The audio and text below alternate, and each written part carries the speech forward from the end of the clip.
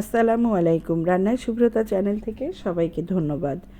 আজ আমি পাকিস্তানের খুব জনপ্রিয় একটি রান্না মশলা ছাড়া পেশোয়ারি বিফ রান্না করে দেখাবো, যার জন্য 1 পোয়া পরিমাণ গরুর মাংস, 4টি আলু, 4টি কাঁচা ঝাল ও 3 টেবিল চামচ ঘি প্রয়োজন হবে।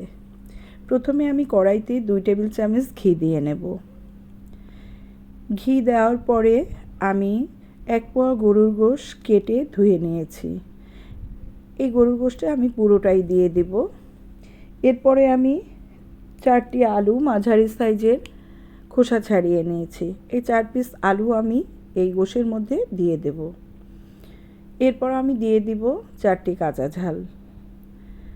4টি কাঁচা ঝাল দিয়ে এই ঘিয়ের উপরে পুরো উপকরণগুলো ভালোভাবে নেড়েচেড়ে ভেজে নিতে হবে।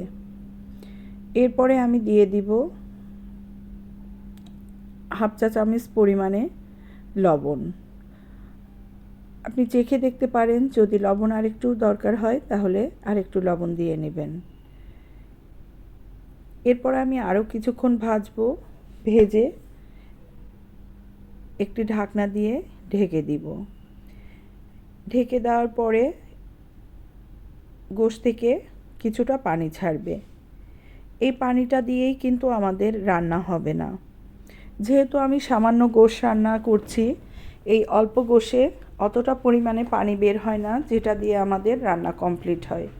এই জন্য আমাকে 1 কাপ পরিমাণে গোশের মধ্যে পানি দিয়ে প্রেসার কুকারে মিডিয়াম আঁচে আমি 4 সিটি দিয়ে পেশোয়ারি গোশটি রান্না করে নিয়েছি। যদি আপনার প্রয়োজন হয় আপনি আরও 1 সিটি দিতে পারেন। দিয়ে আপনি কড়াইতে পুরো গোশটি ঢেলে নেবেন। যদি ঝোল একটু বেশি থাকে তাহলে কড়াইতে ফেলে একটু ঝোলটা টানিয়ে নেবেন এবং রান্নাটা হওয়ার ঠিক 5 মিনিট আগে আপনি 1 টেবিল চামচ ঘি আবার উপর থেকে দিয়ে দিবেন। এতে হয় কি, আপনার খাবারের টেস্টটা বহুগুণ বেড়ে যায় এবং ঘিয়ের স্বাদটাও ভালো হয় এবং অনেক সেন্ট বের হয়।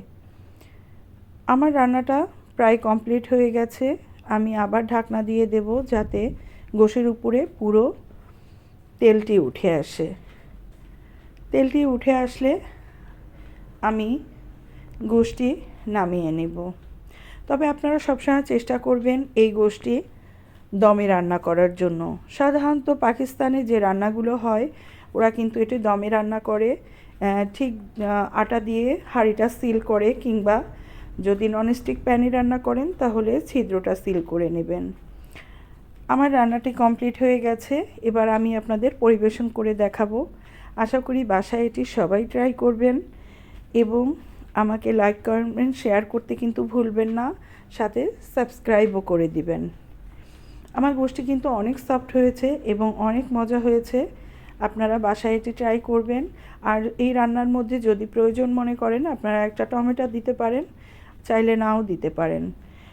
আর এর মধ্যে সামান্য পরিমাণে কিছু ধনেপাতা থাকলে ওটাও ছিটিয়ে উপরে দিতে পারেন। কিন্তু আমি ধনেপাতার ফ্লেভারটা গোশে পছন্দ করি না, এই জন্য আমি ধনেপাতা দেইনি। তবে সাধারণত আমি দেখেছি হোটেলে ধনেপাতাটা ইউজ করে। আশা করি সবাই ভালো থাকবেন। সবাই আমার জন্য দোয়া করবেন। আল্লাহ হাফেজ।